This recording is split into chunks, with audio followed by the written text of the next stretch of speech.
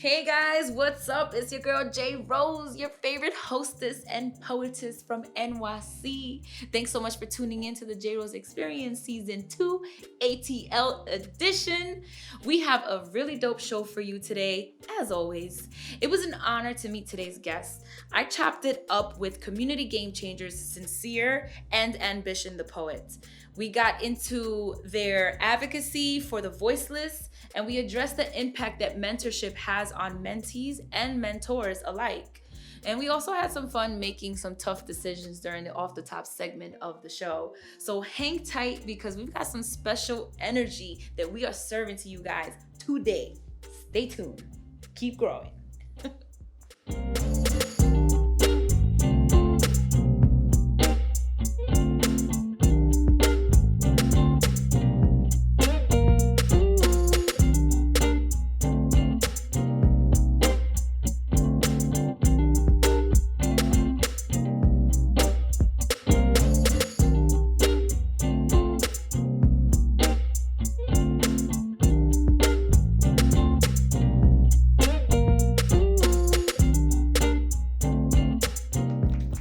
Welcome to the JRose Experience. I'm your host, JRose. Thanks so much for tuning in.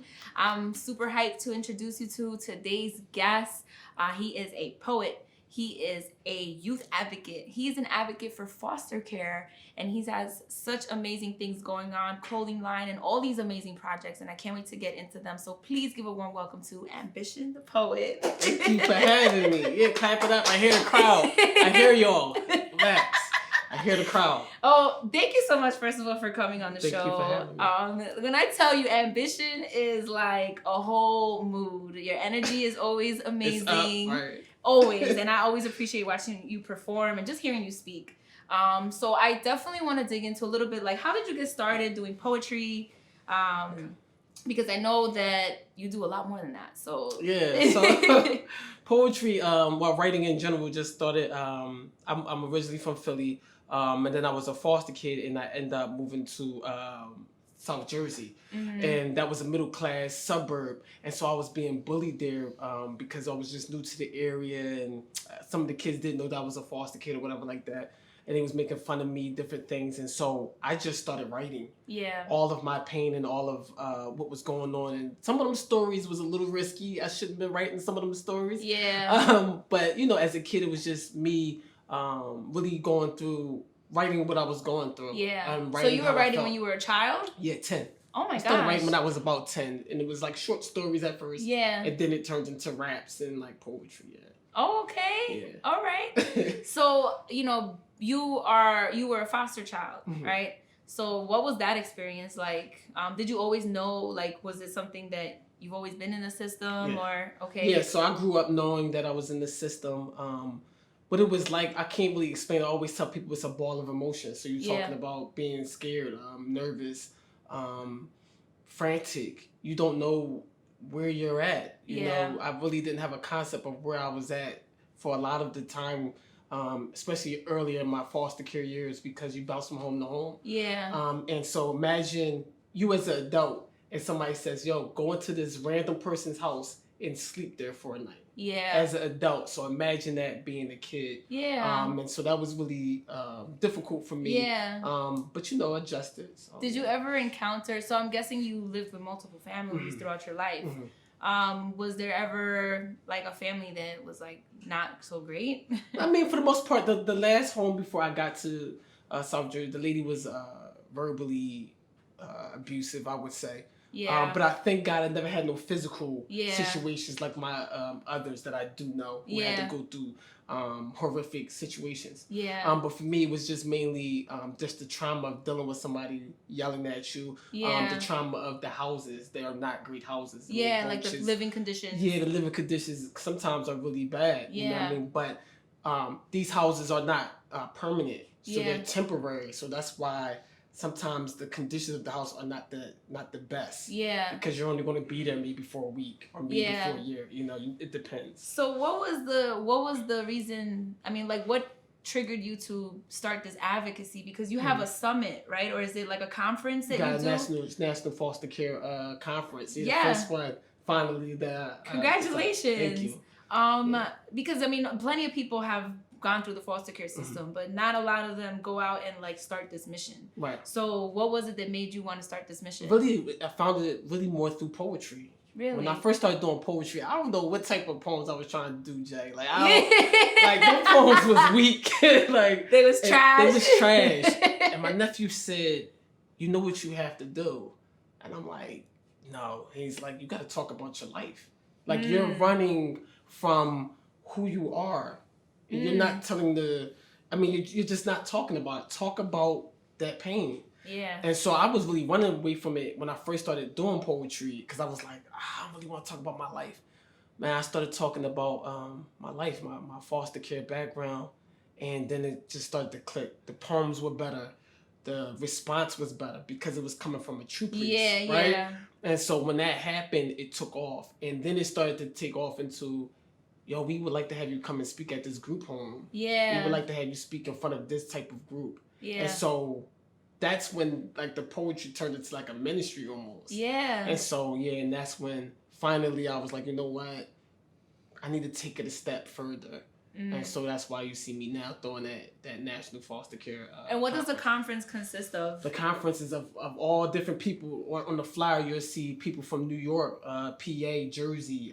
We got somebody from Washington, the state of Washington. So I basically decided that I wanted to get all these different professionals, whether they're CASA workers, whether they're social workers, foster kids like me, and also mentors, all on one panel to talk about how we can really help foster care. And that means that we're trying to decrease the incarceration rate amongst foster kids, the homeless rate among foster kids, because that is really a lot higher than my African-American counterpart as well. So my job is, we're not just here to talk, we're here to actually try to decrease the percentage of people that's in these different situations. So Do you find that like a lot of the youth that you've encountered are like on that path to be incarcerated, or like?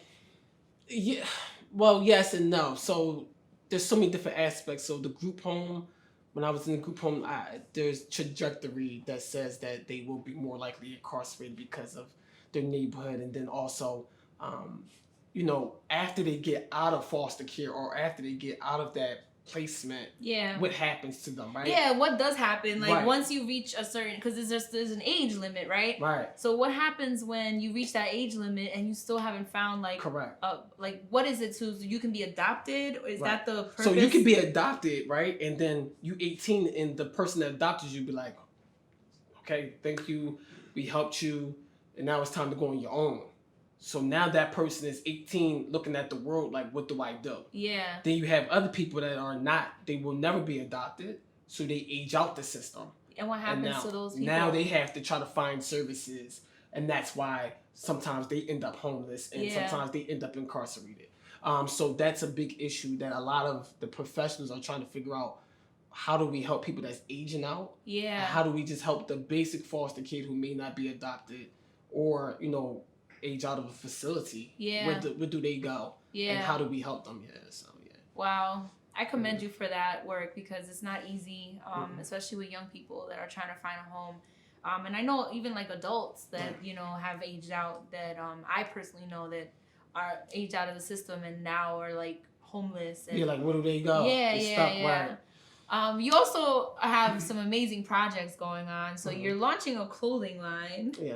Tell me more about it, because I like clothes. So. Well, the clothing line is already launched. It's been out for 3 years. Oh, yes. Yeah. I actually got something for you. Let me dig in the pocket. I got a gift. I got a mask for you.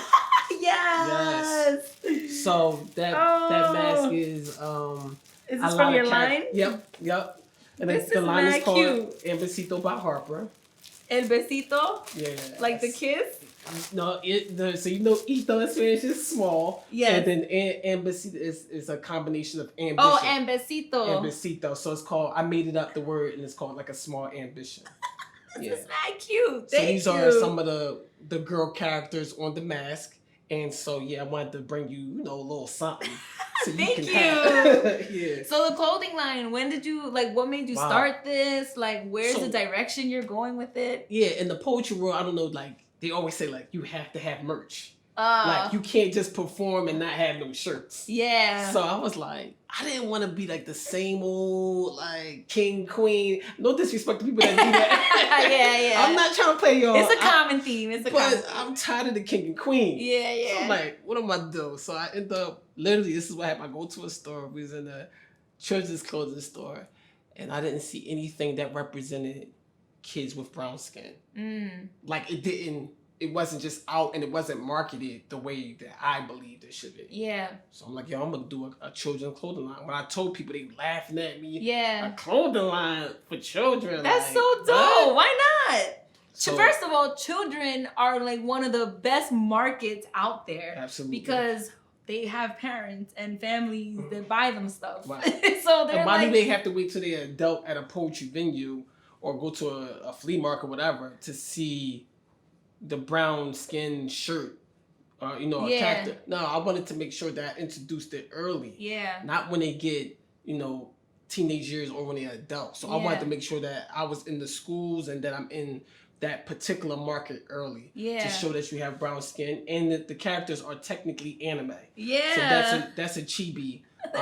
My anime people know what a chibi is, but so the big eyes and really yeah. So and the kids really love it. And they always say that it does look like them. Yeah. They really enjoy it. So yeah. This is really cute. Yep. Since we're talking about fashion, I like shoes and stuff. I have a weird question. So when you're performing out and about, what is your favorite pair of shoes to wear when you're performing poetry? They gotta be the Jordans. Yeah. Jordans is the most comfortable to me. Like, I think it's comfortable, but not too fresh either. But they gotta be broken in, but not too fresh. Not too fresh. Not like, don't get them shed at the box and then try to perform. Like, no. You gotta have them like more like twice, 3 times. And then those are the ones. Yeah, those are the ones. But yeah, I like a good Jordan or I do like Chucks too. Yeah, Chucks are like a fan favorite. Yeah, because it's comfortable. You slap them on real quick and they can match anything. So yeah, that's dope. So me. I keep it basic. You thinking about taking the line to footwear? I do have so if you go on my website or Instagram, Embasito by Harper, you'll see I make children's sneakers. So you have the little kids, the little, like this, one of the popular ones is the one with the cell phone.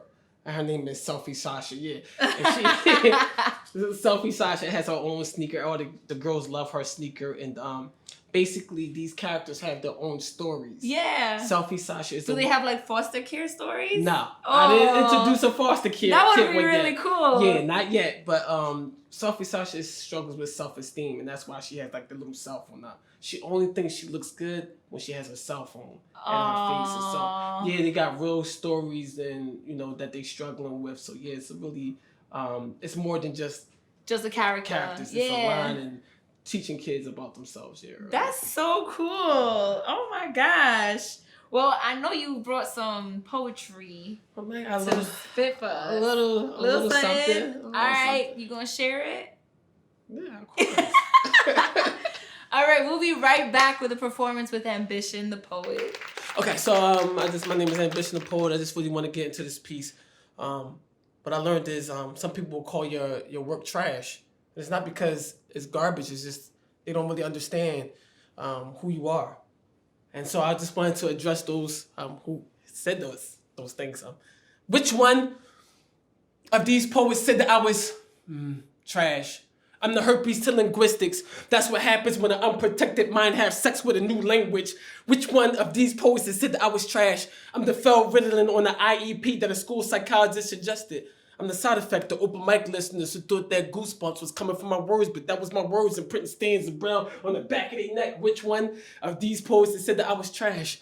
I'm the kid that they bullied in South Jersey. Welcome to the Birds, where I learned how to cut teachers' feelings and classmates who didn't think I was as sharp as the blade on the bottom of lawnmowers that I hated using. Which one of these poets that said that I was trash? This is what happens when they pull on the strings of my anger, that it had me create a poem that it aim at the character like the rectal core on Black Ops 4. Which one of these poets that said that I was trash? Like I didn't bop my head to Joe Budden and study the literary works of Edgar Allan Poe when he was talking about the same bird that used to be on the helmet of Joe Flacco. Which one of these poets that said that I was trash? I got in trouble for burning my own trash, but that was just my pen. Testing the thermal conductivity of notebooks. How was I supposed to know that the ink was this flammable? Which one of these poets that said that I was trash? Stripper talk. My mouth is a bottle girl. Every poem that walks in my teeth is attractive to the mind. Now every time I speak, the words start to spark when it touches the atmosphere. Which one of these poets that said that I was trash? Now my mom, she keeps calling the crisis hotline. Hello? Hello? I think my son is trying to kill himself every time he performed by engulfing himself in his own flame. Which one of these poets that said that I was trash? Now I know what it is. It's because I don't come from the same hood as them. They think that my purpose is not valid. But I watched the devil write an op-ed in the New York Times. He says my demons don't give a fuck about which zip code you live in. Which one of these poets that said that I was trash? Now what happened in the Philadelphia foster care system was what made me a Sicklerville, New Jersey mutant. What happened in the Philadelphia foster care system was what made me a Sicklerville, New Jersey mutant. So why would I be accepted in your poetry circle, right? No Geico, no State Farm. I've been called an accident my whole life, right? Which one of these poets that said that I was trash? Thank you so much. From the brand that redefines the chivalrous style of today's gents comes their exclusive Key to the City collection. I'm super hyped about this collection because no matter where we go with the JRose Experience, no matter what city we're in, I'm gonna be able to rep for New York and people are gonna know where I'm from. Hit up Gent and Scholar to rep for your city, including keys to Atlanta, Chicago, DC, Houston, Los Angeles, Miami, New Orleans, Philly, St. Louis, and of course, New York. So head over to gentandscholarcode.com and use the discount code JRose10 for 10% off your purchase of $50 or more. Keep growing. Welcome back to the JRose Experience. I'm your host, JRose, and of course you know that because you've been watching. Okay, we have our next guest, which I am super honored to introduce him to you guys. He is a poet, an author, a community activist, a holistic relationship guru. I mean, he's like a heavy hitter out here in Atlanta, and a lot of people pointed me in his direction when I was looking for guests to book for the show. Everybody was pointing to SinsEar, so please give a warm welcome to SinsEar. Thank you. Thank you. Thank you for coming. I have like a million questions for you, but let's just start slow. Yeah. All right. Let's ease into it. Right. Holistic relationship. This whole, what does that mean? Right. What is that about? Put me on. Yeah, most people ask me the same thing. Now, what in the world is that? Yes. Being a holistic relationship coach, that's all about attacking the relationship from 3 areas. Okay. That's vital. So the first area is spiritually.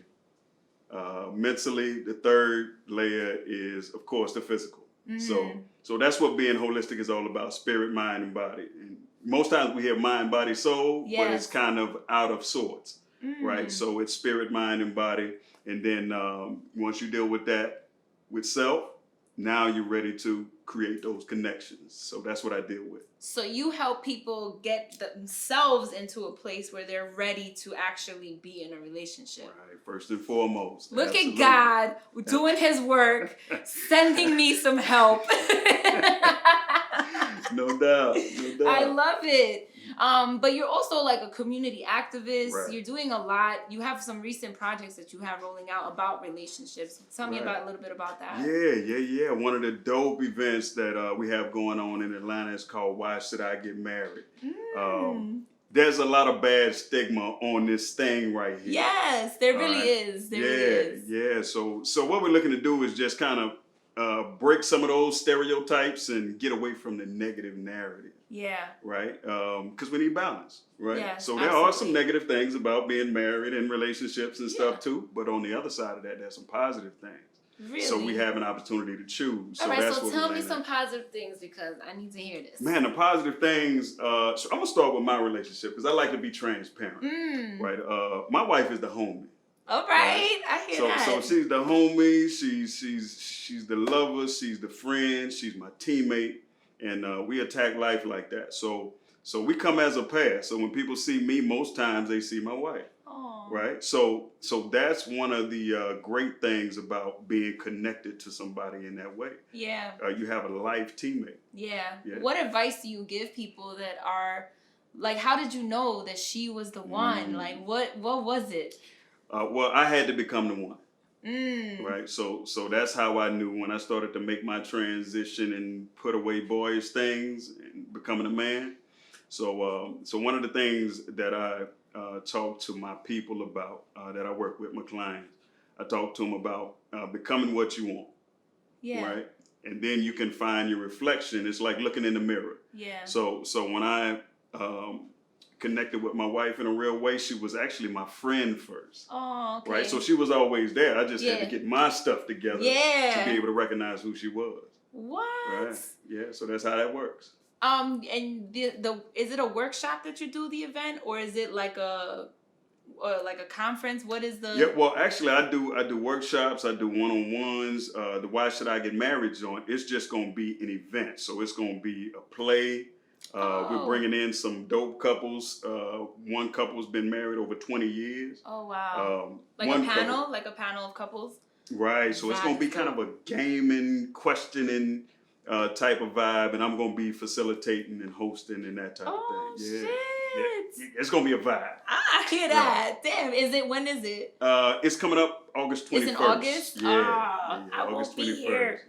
Yeah. But your catalog of projects and people that you've worked with was super impressive. Right. Who's one of the most interesting celebrities, for lack of another word, that you've worked with? Wow, I'll tell you, there's a list of them, but one of the most interesting folks that I had an opportunity to work with was Chico DeBarge. Oh, word? Yeah. And most people don't know that he's widely regarded as the father of neo soul. Really? Yeah. So he was one of the first ones that had a specific sound. Yeah. Right, and then came the genre, and then more people were placed in the genre. How were you able to place yourself in a space where you were even able to work with people like this? Like, how did you get there? Working, grinding. I remember first coming to Georgia. I'm ex-military, so I came to Georgia from overseas. I lived in Korea for over a year. Oh, wow. And then I came here. And I just hustled. I said, either I'm going to take this art thing seriously or it's just going to be a hobby for the rest of my life. I just write and do my notebook thing like most people do, right? So when I came here, I said, okay, there's not a big poetry scene. And that was a sister that I seen on Apollo, and I learned that she was from Macon. Okay. By the name of Wayo. When I went to Macon and basically in search of her, and I heard of her events, right? So I saw that she was doing events regularly, and I'm like, this is all she does. So I basically got under her wing, and I'm like, I'm gonna see how she does it. Yeah. Right, and she gave me my first show, but prior to that, I just been around Warner Robins, the Macon area, parties. Like I was known as the poet in Middle Georgia. Yeah. Right, because that's what I did. I introduced myself as a poet. Yeah. I would start ciphers on the corner. Nice. Right, I would go into the barbecue. I love a good poetry cipher. People don't even know about that. They don't. They think ciphers are like rappers and people spitting bars. Now we do poetry ciphers outside the open mic when everyone's trying to go home. We all standing outside spitting some poetry. Right. See, most people thought it was corny. Yeah. Right, but I would be the dude that would come to the barbecue and stand on top of the table like, okay, it's poetry time. Like, roses are red, but what's that corny crap? That corny shit. And I'm like, that's what I do. Yeah. So then that's what we do. When people started seeing the brashness and they started seeing the different levels of content. Yeah. Like, okay, well, I can do that. Well, I write. Well, I do this. I do that. Oh, so you were out here. We established the crew. You were out here trailblazing. No doubt. Setting trends. No doubt. Yeah. And now Atlanta is like one of the biggest cities for poetry. Right. How do you feel about that, being like a pioneer? I love it. Like being here and coming into this city and calling it home now. I got to pay homage to sisters like Georgia Me. She's actually from GA. Yeah. So that's what name is all about, G.A. Me. Yeah, yeah. All right, so she is a true pioneer, deaf poet, multi-award winner. Yeah. So that's one of the sisters that I had an opportunity to take a look at too and get close to. And of course, the Abysses, the Tommy Bottoms is here. Yeah, yeah. Red Storm is here. Jordan, listen, ATL's got dopeness from everywhere. Yeah, definitely. I think New York and ATL are some of the most cities with the most saturation of poetry and art. No doubt. I love being from New York, and I love Atlanta, so I might just end up here in a few years. Yeah, I don't know. home. I would. You know what? Buy a crib out here. Right. Spend my summers in Atlanta. See? It's not as expensive. I thought about moving to New York. Nah. Yeah. Nah. No, come on. It's too expensive. Yeah. You're chilling right here. Yeah. Please. I love it. For a fraction of what you would pay in New York, you can get like a mansion out here. Like, Yeah. Plus my wife won't let me move now. There you go. She's tired of the cold. She's from Flint, Michigan, so she's okay. No, we doing the summers. She likes this. Right. Shout out to Mrs. SinsEar. Yeah, the queen. Yes. Yeah. I have a weird question. Okay, what's up? You know, because I'm one of those people. So I'm a big shoe fanatic. I love shoes. Okay. You know, I'm guessing, does your wife love shoes? Of course. Yes. Okay. See, I like her. Yeah. What is your favorite pair of shoes to wear when you're performing poetry? Well, I have a very comfortable, dope pair of shoes that were made by North Face. Okay. Yeah. What? Yeah. They're almost like socks. Really? Yeah. It's crazy. And you put on your North Face socks and man, listen. You hit the stage. And tear the stage up. You feel me? So that's how we do it. We put on the North Faces and we rock. I know y'all from NY, so y'all know what it is. Yeah, we know North Face. That's a staple right there. Yeah, no doubt. You can't survive a winter in New York without a North Face. Right. So those are my joints. I put those kicks on and I'm ready to blaze. That's so dope. And I heard also that you're into like fitness too. Of course. Yeah. So, all about it. I used to train in the military. Really? So, yeah. How long were you in the military? I did 8.5 years. It was the Marines, Army? Actually, Air Force. The Air Force? Yeah. What? Yeah. What was that like? It was crazy. It was eye opening. Did you experience anything being a black man in the Air Force? Was there like any type of racial stuff in there? No. Actually, I didn't experience that at all because it's like if you're good at what you do. Yeah. Like you really don't see any of that. Yeah. But it exists everywhere. I'm sure.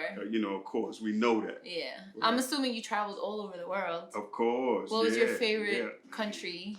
Believe it or not, spending time in Asia. Yeah. Was great. I hear that a lot. Korea, Korea, and second to that is Ireland. Really? Yeah. My experience in Ireland was dope. Really? Yeah.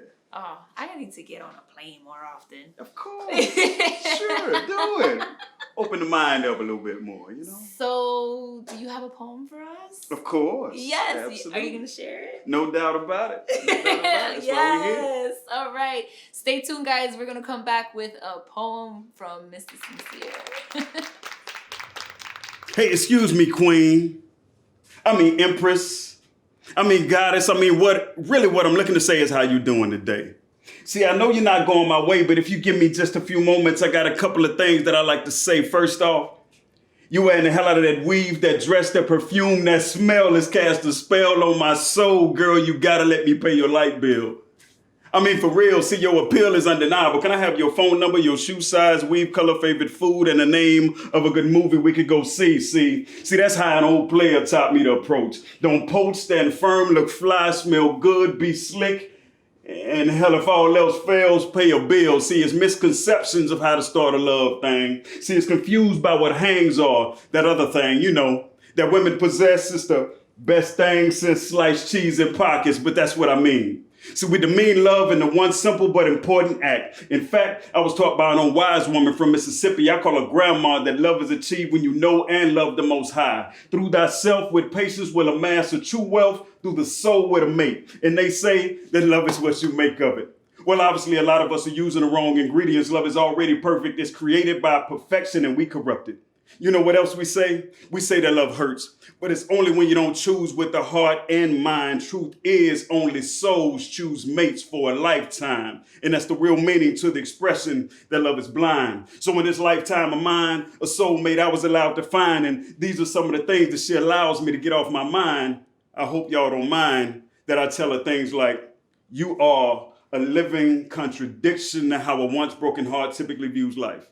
However, you're a living testimony of beauty and vanity and in spirituality. Pleased to make your acquaintance and honored to be in your company. To consider this a privilege is just a recognition and appreciation of a process that is essential to both our existence. See, you are more than even you can imagine, and this is the thing. If beauty is in the eye of the beholder, to behold such beauty in oneself, you'd have to walk around with a mirror, spanning 360 degrees to picture the outside to the interior, but sadly that mirror doesn't exist, but you do.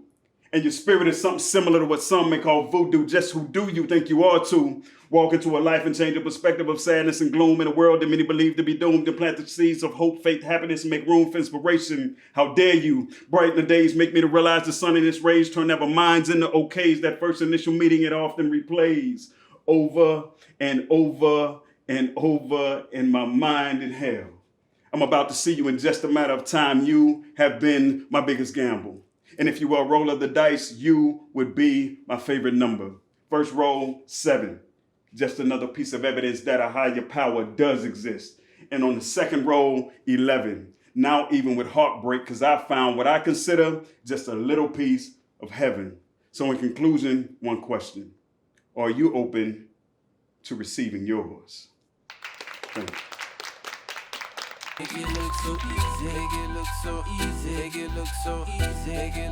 From the artist that brought you the debut solo album, Gemini, comes a new EP.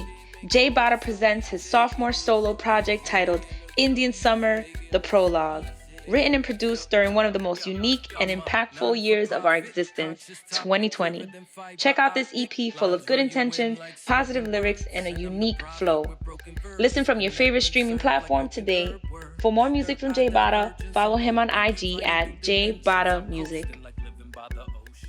Welcome back to the JRose Experience. I'm your host, JRose. Of course, you know that because you've been watching. All right, I've got both my guests back up on the set, and we are going to get into a little group discussion. Why are you laughing at me? I think I'm silly. We're going to talk about something that is very true and dear to my heart. We're going to talk about mentorship. I know that both of you are mentors, and I am one as well in my own way. And thank you. And I want to really dig into, first of all, the importance of people having a mentor. And I want to know your experiences as mentors, the things that you have learned from your mentees, things that you've learned about yourself while mentoring young people. So let's dig into it. Please. So tell me, why is it important for someone to have a mentor? It's very important to help push us along this road. There's nothing new under the sun. I know you've heard that saying. So if there's no one here to guide us on that path, it just makes life a whole lot tougher. It was absolutely vital. Yeah. I think so. I agree too. I agree because when he says nothing new under the sun, we don't know it all. So we have to be around people who are already doing what we want to do. I find it odd. Like you talk to some youth and then they don't want to listen to you, but they're trying to do what you're already doing. So it's like you want to make sure you go after the right person who's doing exactly what you're doing, and they have the proof to back it up. Yeah. And I only surround myself with people that mentor me, coaches and guiders who know I look at their life, I see it, and then I follow and ask and consistently ask them how to get better. Yeah, well, I mean, that's a really good point because sometimes we look for mentors in the wrong people, and then we end up being misguided, Yeah, that was me. Yeah? What was that like? It was crazy. I grew up around pimps and hustlers, and, that type of thing. But not very good mentors. Yeah, right. But you know what? To a certain, they do teach you some type of... Right. They taught me what not to do over a long period of time. You feel me? So it's one of those things. Absolutely. So it gave me some balance in a way. I had the greatness at home with my mother and my grandmother and my aunts. But then, not having a father figure close to me, boys go out and find somebody to look up to. Yes. You see what I mean? So it was one of those type of situations for me. What are some of the things that you learned about yourself from your mentees that you probably would have never learned if you hadn't been mentoring this person? Well, the brothers and sisters that I work with, they teach me to be a better teacher. Right. So it makes me look in the mirror and say, okay, well, how can I be better for this person? We're all unique individuals. Yeah. So I need to be able to touch and reach each and every one of them based on what they need, not what I want to give them. Yeah, mine is always when I do poetry mentoring, self-discovery. Most times they're looking for that extra follower, that the more views, and I'm like, yo, what are you doing this for? Yeah. We do this and we write in the dark. We don't write. I didn't write Revenge of the Foster Kid or The Pain of Being a Foster Child to hope that I got a lot of views. Yeah. We wrote most of our poems from pain, and so they taught me the same thing I'm teaching them at the same time is remember what you're doing this for. Yeah. Self-discovery, loving yourself, understanding your work, understanding who you are deep down inside, no matter if no one listens. Yeah. It may be just you and the pad, but if you truly love yourself, write what you write because you believe in it, not because, you're trying to get something out of the world. Oh, bro, I like that. Yeah. I like that. That's dope. What are the ideal characteristics of a great mentor? Like, what should people be looking for when they're looking for a mentor, other than someone that's doing something that they want to do? Right. Anybody that influences you should be aspirational, right? So they should have lived a life, meaning that they have a certain level of experience, right? And they're living a certain life right now that yields results, right? Yeah. So just like I was saying earlier. My early male mentorship, right? Whether they knew it or not, they got results, ain't easy. But it wasn't quite the results that we need to be getting. You feel me? So now what I talk to youth about is keying in on certain characteristics that allow you to grow, right, and not hinder your growth. There's a difference between the two. Yeah, for me. It's I like what he said. That's so good. But for me, it's more of a making sure that the person understands you for who you are. When I first was doing poetry, I was trying to find anybody that was, popular, and I'm like, yo, I want to be under you. Right. Yeah. And they wasn't embracing my work because it was different. So you need someone who can understand really who you are and where you're trying to go for your work. Because remember, they could be a mentor in poetry, but they may be a love poet. Yeah. And you may be, I'm a foster care poet. Yeah. So they have to understand your work. They definitely didn't understand your work ethic and making sure that they're doing the best job for you. And so when you're looking for one, make sure, I'm big on this, the character and the temperament has to align. Temperament is big. Yeah. Because if the person is, up here and you kind of low energy and they like, let's go. And you kind of like, hey, I just woke up this morning. No, you need to find someone, temperament, understand your characteristics, make sure y'all align, not just on the art and the business, but more realistically too, morals too. Making sure you have that same lineup. That's very important, just to align with the right person. Yeah. And it does take time.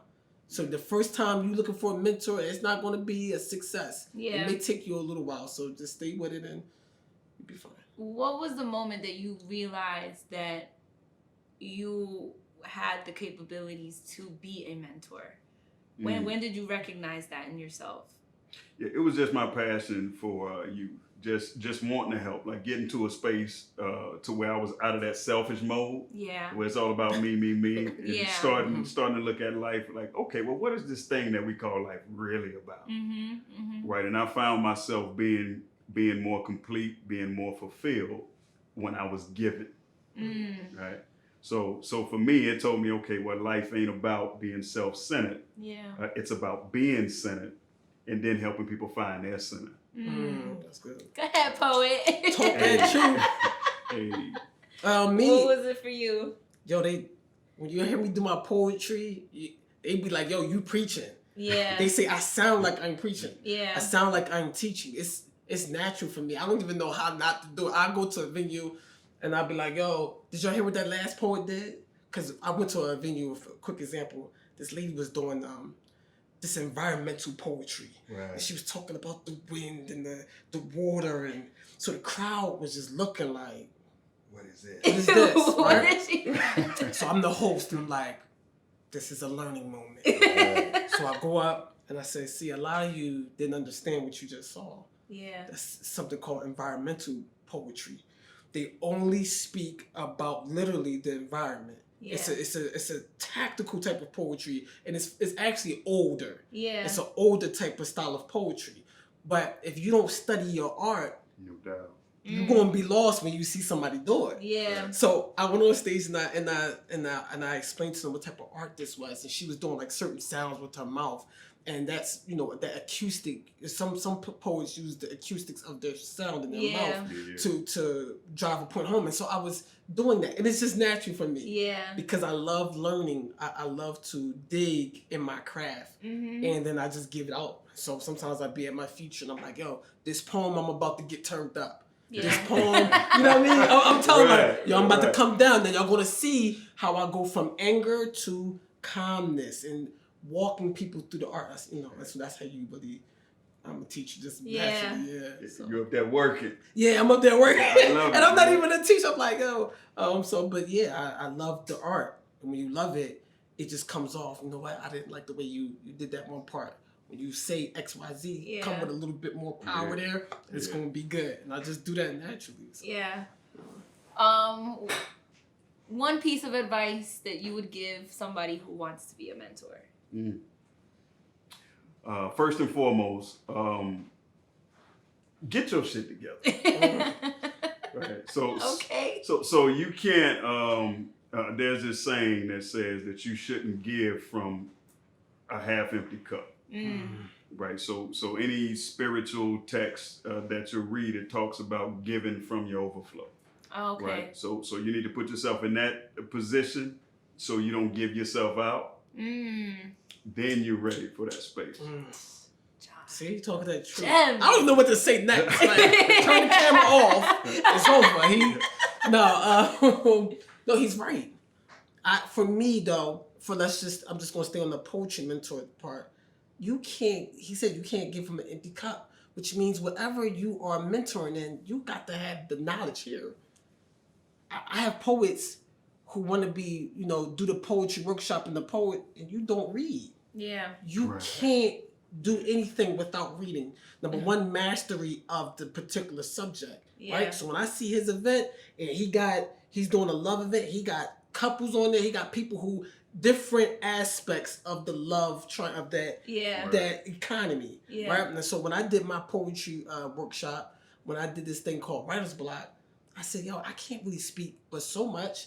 So I had to get a professor that was in English. Right. I got an actual English teacher. Yeah. So you get around the power consistently pouring into yourself with powerful people who are knowledgeable on the subject you're trying to mentor on. Then truly you'll be able to help someone else. I have to be well read. I have to keep reading. I don't have the luxury of not reading. Yeah. And I want to teach somebody else's poetry. Yeah. Right? It doesn't make sense. So I want to make sure I'm well read and that I'm consistently going after mastery of that subject. My man is preaching. You have a collection plate. The doors of the church are open right now. That's you killing it. I'm like, I gotta come hard. Yeah. I dig it, man. Yo, you guys are phenomenal. I hate to cut the conversation short, but we gotta play our game. Okay, y'all ready to play a game? Let's play. Let's play. All right, it's time for Off the Top, our random game segment where we get to pick a game and we just get to be creative people. Let's do it. Y'all down? Yeah, let's rock. All right, then where my cards at? All right. Let's see. It's like the cup of the ball under the cup. You can do the honors. One gotta go. Yes. That doesn't mean me or him. No. Oh, okay. Somebody gotta. Cool. No, this is a new game for this season. I'm so excited to play it. We'll be right back with our One Gotta Go cards. Stay tuned. Whether it's tax season, the holidays, or whatever falls in between, you want to make sure that you're being smart with your money. So go visit my girl, Queen Candace, at the Queen Blueprint to learn how to gain your financial freedom. You could get a personalized debt payoff plan, a full financial overview, and learn to repair your relationship with money. Smarter money moves are waiting for you at www.thequeenblueprint.com or call 877-387-BLUE. Use code JRose20 for 20% off of all our financial services. Okay, we're back. I've got my cards. We're about to play One Gotta Go. I'm super excited. This is a new game for this season. All right, guys, I'm going to show you a picture of 4 things. You guys have to decide which one has to go forever, like never existed ever. Okay? Y'all ready? We're going to do the first one. All right. Let's work. One gotta go. Pancakes, waffles, grits, or eggs? Oh, man. Whew. Grits for me. You do know I'm Southern, right? Yes. Okay. I did this on purpose. That's with grits. Pancakes. Pancakes and grits. Sorry, Mom. I can't do grits. I can do grits, but it's all right. Next one. Okay, one gotta go. Cars, Wi-Fi, Chick-fil-A, or hot showers? Why am I stuck here? Well, see, for me, it's easy now because I no longer eat meat. Ah! So, let's go with Chick-fil-A for me. Damn! I'm stuck. I'm definitely going to Chick-fil-A later. I get rid of the Wi-Fi. What? Oh my God! I love cars. There's no way. No Giving up Wi-Fi. a hot shower is It is a love. shower. You better have an unlimited data plan. Right? All right. One gotta go. Fresh Prince, A Different World, Martin, or Living Single. I know. I'm sorry. Different world for me. I didn't. That was a little What? bit before me. Oh my God! It was a tad bit before me. The college thing. Can we get rid of the daily news? Living Single, A Different World. Come on. Martin's my man. You definitely can't give up no Martin. There's no way you give up Martin here. Let's see. Overton and I had A Different World. That was Man. my show. It was good though. That show was amazing. Absolutely. All right. One gotta go. Your ability to write, your ability to talk, your ability to memorize, or your courage. Oh my gosh. Can I shoot off a toe or something? Jump off the bridge. Memorize for me. And it wasn't a Meg Thee Stallion joke. Dang. You see.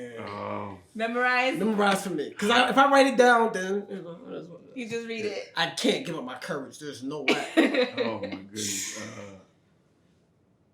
Memorize. Memorize. Yeah, memorize. Yeah, because it's I think I'll get rid of that too. Yeah. Okay. That's tough though. One more. And then I got 2 very easy ones for All you. right, let's go. All right. One gotta go. Poetry, music, art, or comedy? well, art. I'm not doing the little painting. No disrespect to the painters. Well, But, no. that one's rough too. Like You paint? See, but art is beautiful. I started as a visual artist. Oh. So that's your first. Yeah, that bled into poetry and before. Let me see. Lord. To go comedy. So I used some comedy with my hosting. So now I got to be a dry host. So I can. Are we getting rid of comedy? Yeah, I guess I got to get rid of comedy. I guess I got to tap dance or something. We'll figure it out, y'all. Okay. One gotta go. Trump, or Trump? Oh my goodness. How about, can we just rip that up? Y'all got some scissors. To the side. All of them. Next card. There you go. All right, this is a backwards one, okay? So these are 4 deceased people, and you can bring one back. Who you bringing back? Richard Pryor. Oh man. Bernie Mac. I can't see it. It's upside down. Yeah. John Witherspoon or Patrice. O'Neal. Let's see. Oh, Man. so it's easy for me. Bernie Mac. You bring I him grew up back? on Bernie Mac. Yeah. Bernie Mac, man, I love all of those guys, man. Bernie was just shoot, man, he remind me of some of them pimps I learned from. A Patrice is quick-witted, crazy mind, and John Witherspoon, man. I think I had a mushroom belt because of him. I would have some questions for the GOAT. For the GOAT? Richard Pryor. So Richard Pryor. Richard Pryor. I would have to bring him back. So you bringing Bernie? I'm bringing Bernie back. That's you the goal of my bringing Richard Pryor? Yeah. I will bring John Witherspoon back. Yeah. When he passed away, I cried. Like, I shed tears. Wow. Yeah. He's like, I follow his son on Instagram. And Mr. like, Bang, bang, bang. yes. Oh, man, You can't know, beat that. don't Can't nobody beat go that. in there for Friday. 20, 45 minutes. Right. Every time I'm in the kitchen, you in the kitchen. In the Man, I love it. Hey, that was hard. That was hard, That was right? hard. That was fun. Yeah. I have one last question that I ask every single guest that comes on the show. I have this belief that creative people are superhumans. We're mutants. We create things in our minds. We make them real. A lot of people can't do that, right? Right. A lot of people can't do what we do. So, Right. what is your superpower? My superpower is being a poet. That's what started everything. And if you look at the true definition of a poet, that spanned it across all ages, it says that we have the superpower to be able to express and to imagine. So that's what a poet is. A poet is one who possesses special powers of imagination and or expression. Ooh. Nice. Yes. So That you is gonna cut the super- camera off again. What's your superpower? It's writing. I have this gift where I can literally think if I have enough time, I can put myself in a particular situation and write from. I have a couple domestic abuse poems that are vivid, and people be like, "Yo, I mean, have you been through that?" No. So I can sit down and really think about something and write. I got a poem called "I Write" where I go through real accounts of the youth and all that they go through, and I write from there. So I really can write from different perspectives and have unlimited passion about it, almost as if I lived it. Yeah, As without long as I have the time to experiencing sit with the person and all that. Yeah. Oh. Yeah. So I can really write from your view. I just gotta hear it, and then I can literally almost if I was there. Yeah. All right, superhumans. Well, thank you, fellas, so much for hanging out with me. It was a complete honor to talk with you guys. You guys were amazing. Please tell the audience where they can find you. Oh, well, me, you can find my name anywhere, Ambition the Poet. Ambition the Poet on Instagram, Ambition the Poet Harper on Facebook, Ambition the Poet on Twitter. Just Google Ambition the Poet. You gonna find me. I'm out there. Like, it's done. So, connect with me. I love to connect with you. I'm not Hollywood, so if you DM me, I will DM you. You follow me, I'm gonna follow you back. I'm not that guy, so, I'm here. Cool. All right. So for me, you can find me on your block somewhere on the corner. Poetry. Pimpin'. That's what we doing, all right? So y'all can check me on social media, Facebook, Instagram, SinsEar, SinsEar, then the conventional spelling is SinsEar, SiNCERE. All right, so you'll be able to see my YouTube and all of the events that's going on, and I want to know what you're doing too. So connect with me. Peace, love. Yes, and he will hold you accountable to that shit. I'm telling That's a you. fact. He does Knocking on not your door. play. Thank you guys, and of course, guys, follow us on the gram, JRose Experience. Tune into all our episodes on the Rose Garden Events Facebook and YouTube channel, because we on both of them. And of course, me, JRose, your host. You can follow me at My Crumble Thoughts. Thanks so much, guys, for tuning in. Don't forget, keep growing.